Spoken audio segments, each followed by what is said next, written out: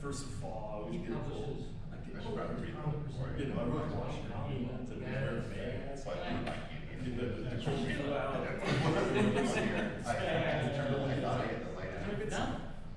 Anyway, well, I'm just getting all lined up in case walking by. Oh, yeah, I mean, that's the elegies. But I didn't. But like the typical cold This year, Naperville has signs. You can get them on the website. We're talking about lots the other day. It's like, I'm not going to be sick. Because then, like, if I get a fever, then I get a report, and then I get a report together. And that's like, you know, if I don't feel well, I say, Yeah. Instead of the baby, I stub my toe. You know, it's like, I gotta think, I stub my toe.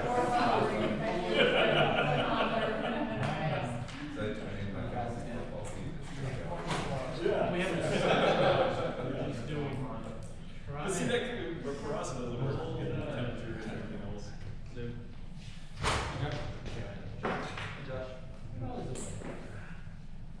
What's going on?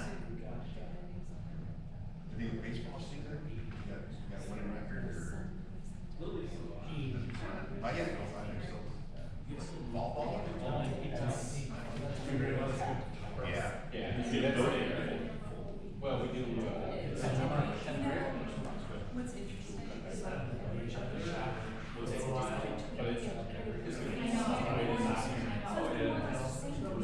And overall, this year it's definitely And we've already talked about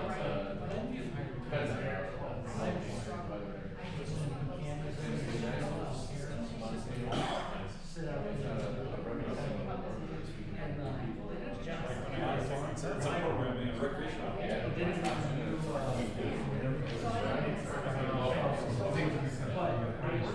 Yes, I think They also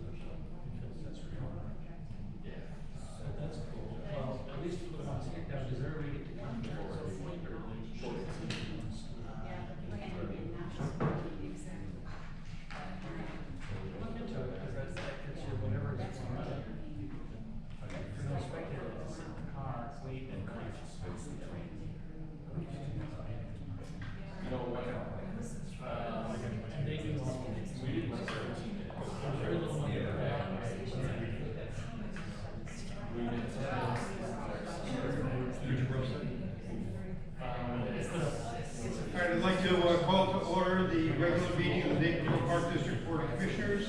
It's Thursday, October 8, 2020. Please rise for the Pledge of Allegiance. I pledge allegiance to the flag of the United States of America, and to the republic for which it stands, one nation, under God, indivisible, with liberty and justice for all. Rachel, call the roll, please. President Riley? Here. Vice President King? Here. Commissioner Carlson? Here. Commissioner Egan, remote. Commissioner Janner? Here. Commissioner McBroom, Here. Commissioner Todd Rook. I've been notified that Commissioners Egan and Todd would like to participate remotely due to COVID health concerns. I'd like to move to allow remote meeting participation of Commissioner Egan and Todd due to COVID health concerns as allowed by, per section 7 of the Open Meetings Act. Second. Motion is second. All in favor? Aye. Okay, welcome, Commissioners. Do we have anyone signed up from the public to speak, Commissioner? We do not.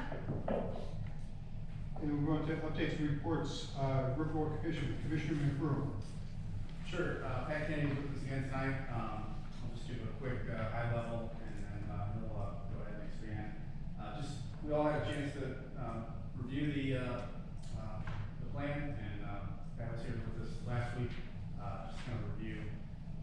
Purpose of the plan is to create a vision for the future of the Riverwalk, honors the founders and the donors who created what we have today, and preserve and enhance this asset for our community in the future. 2031 does reflect the 200th anniversary of Naperville, as well as the 50th anniversary of the Riverwalk. Over the last 3 months, there's been extensive community engagement to get feedback and input. The plan does involve 12 projects. 6 of those are enhancements, 6 capital projects to encourage engagement from various sized donors and different interests. It's a living document. It can change. It's subject to new ideas and modifications over its lifespan between now and 2031. Next steps are requests tonight from Park Board, an endorsement, and then later to the City Council at the meeting later this month.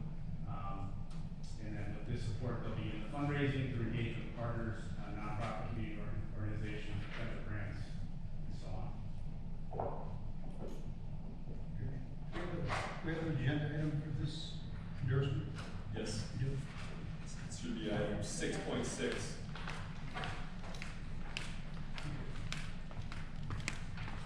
Thanks, Josh. Next is Park Foundation, Commissioner Ginger. No report. Next is Finance Committee, Vice President King. There's no report tonight, but there is a meeting tomorrow, 9 o'clock. Administration building. Legislative Committee, Commissioner Carlson, your report? I'm looking for it. I think we do.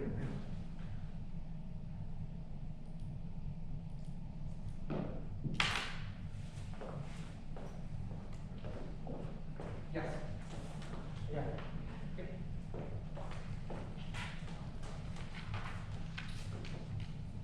Legislative Committee met on September 30th. First item of discussion was the Iep Legislative Survey, which asked park districts to provide information to help Iep formulate its legislative platform for the next session of the Illinois General Assembly. The committee identified that having more local control over park district operations and programs during the ongoing public health crisis is a priority. We're asking the board tonight to concur with this priority before the survey is submitted. The district is applying for reimbursement for some of its COVID-19 expenses through DuPage and Will counties, which received federal funds through the CARES Act. The committee is sending letters to our U.S. senators and members of Congress to thank them for their support of the Great American Outdoors Act, which provides permanent funding for the Land and Water Conservation Fund. Thank you letters are also being sent to DuPage and Will County Board members for their support of reimbursement of COVID-19 expenses for park districts.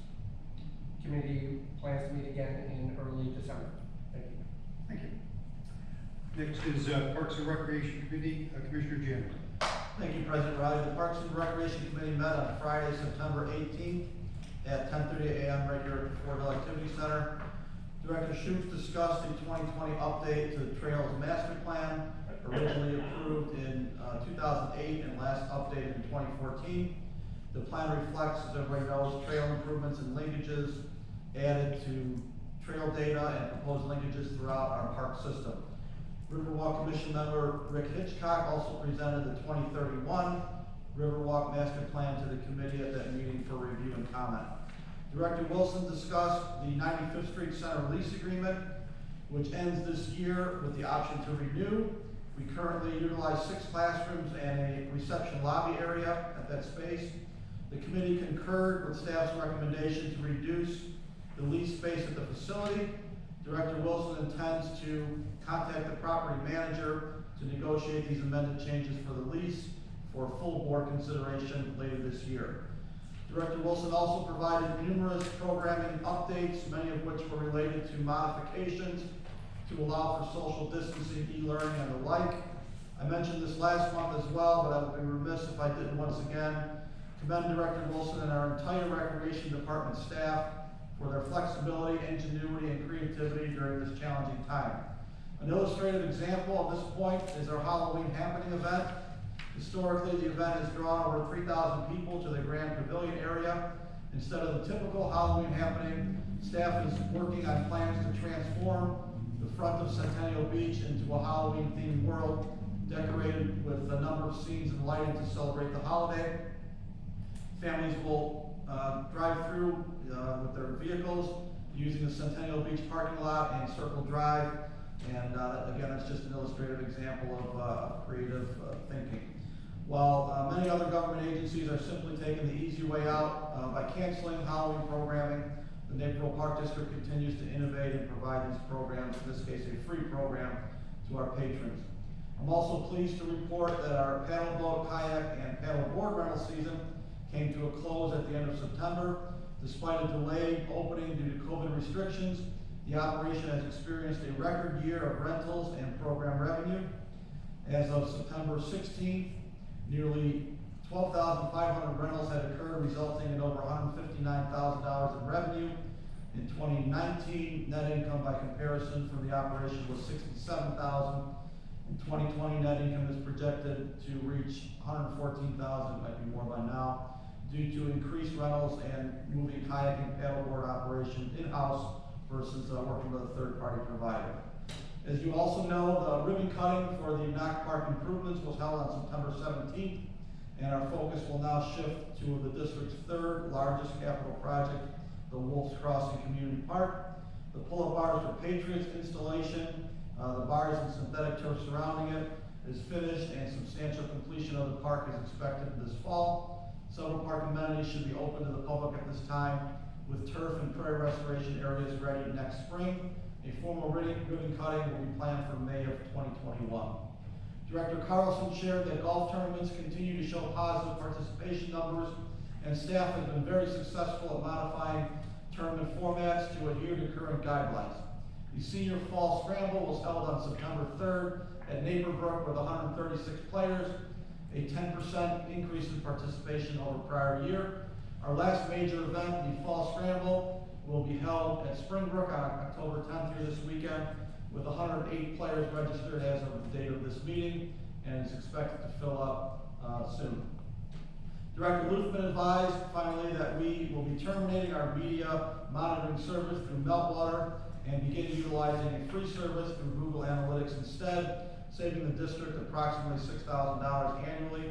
She also discussed a transition to the virtual program guide from a printed product.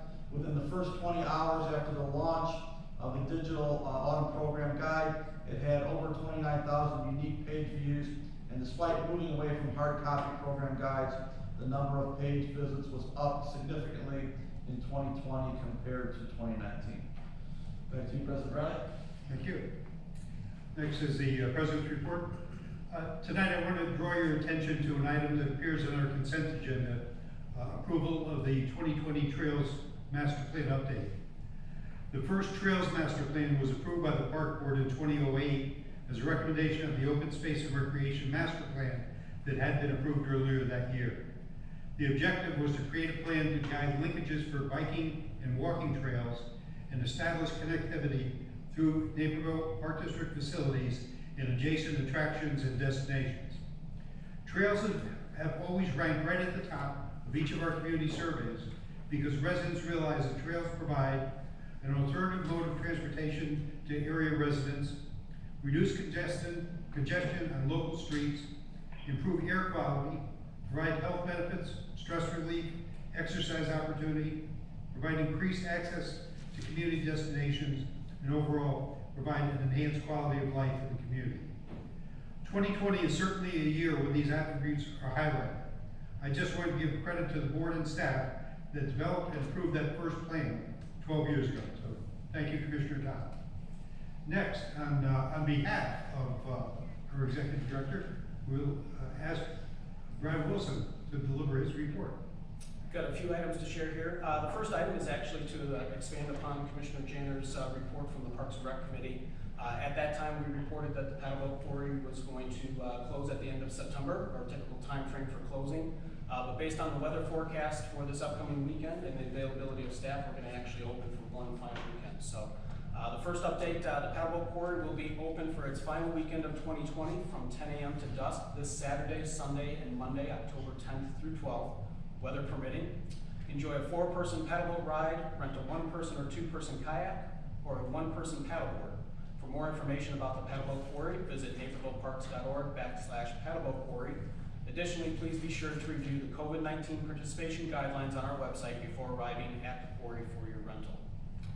Fort Hill Activity Center has been open since June 26 under the Phase 4 guidelines for fitness members only. Membership includes access to the fitness center, indoor track, and both in-person and virtual group exercise classes. Now is a great time to get back to fitness, and Fort Hill is welcoming both returning and new members. The $0 enrollment fee membership special has been extended through the end of October.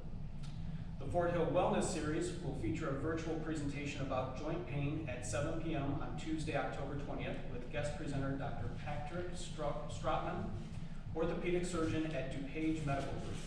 This presentation is free for fitness members and $5 for non-members.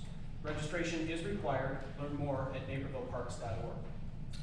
Registration for Naperville Indoor Soccer begins Tuesday, October 13th at napervilleparks.org. This modified program for pre-K through high school that follows COVID-19 guidelines. Be part of a team, learn new skills, socialize, be active, and have fun. Teams will practice once a week for 60 minutes. Coaches will use that time for drills and skill development, followed by an intra-team scrimmage. And then lastly, our annual Pumpkin Smash will take place from 9 a.m. to noon on Saturday, November 7th at the Ronnery Community Garden Plots, located at 811 Southwest Street. Area residents may bring their jack-o'-lanterns and pumpkins to be smashed and composted into the soil at the garden plots, adding nutrients and water back into the soil. In 2019, more than 5,000 pounds of pumpkin